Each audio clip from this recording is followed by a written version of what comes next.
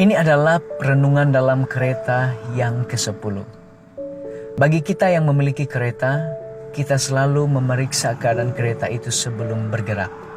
Mungkin kita memeriksa air radiator, minyak engine, lampu, signal, tayar, dan keadaan-keadaan yang lain. Memastikan supaya kereta itu boleh dipandu dengan selamat. Dalam hal kerohanian, sebagaimana kita memeriksa keadaan kereta tersebut, demikian jugalah kita seharusnya memeriksa keadaan rohani kita. Namun bagaimana memeriksa hal kerohanian? Mungkin pertama kita ingin memeriksa bagaimana keadaan kerohanian dalam sudut doa kita seharian. Alkitab menyatakan tetaplah berdoa.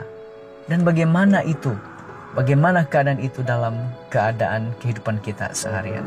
Bagaimana sifat doa itu yang ada dalam kehidupan kita? Yang kedua, mungkin kita ingin melihat bagaimana keadaan mempelajari Alkitab dalam kehidupan kita.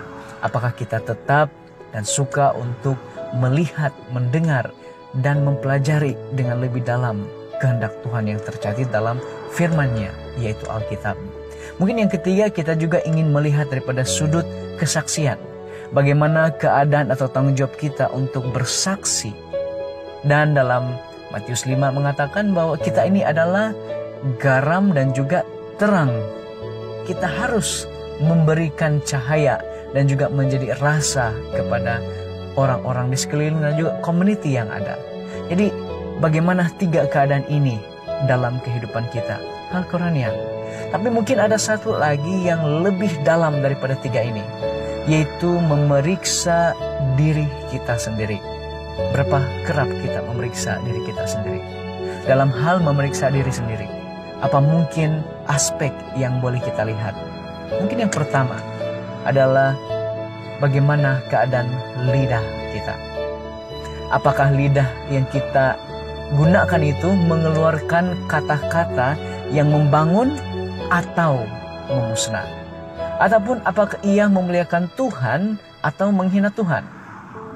Yang kedua, mungkin kita boleh melihat daripada sudut tabiat dan juga tindakan kita. Apakah tabiat atau tindakan kita itu akan membawa kesatuan dan kebaikan atau perpecahan atau kejahatan?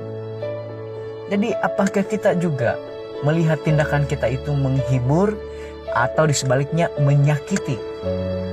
Dan dalam hal tabiat tindakan juga, apakah tabiat tindakan itu mencerminkan sifat Yesus Kristus atau mengetengahkan sifat kejahatan iblis?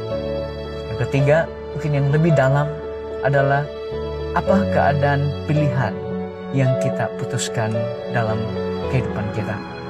Apakah Tuhan dimasukkan di dalam mempertimbangkan, memutuskan pilihan tersebut? Atau apakah pilihan itu semata-mata hanya untuk memuaskan dan mencapai keinginan hati kita? Dan apakah pilihan itu mengutamakan diri kita yang memungkinkan akibat atau mengakibatkan orang lain disakiti? Lihat bagaimana pentingnya kita untuk memeriksa keadaan diri kita. Ya, doa penting, pembelajaran firman Tuhan penting, dan kesaksian itu penting.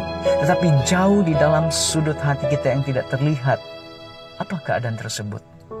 Dengan ringkas, tanyakan hal-hal yang serius, yang bersangkut paut dengan keadaan diri kita, mengenai diri kita sendiri. Karena Amsal 4:23 mengatakan seperti ini, jagalah hatimu dengan kewaspadaan, karena dari situlah terpancar kehidupan. Apa saja yang ada dalam hati kita, demikianlah yang akan kita tunjukkan di luar.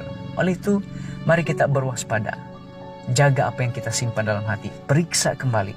Karena dengan ini kita dapat menghidupi kehidupan yang mencerminkan Yesus Kristus.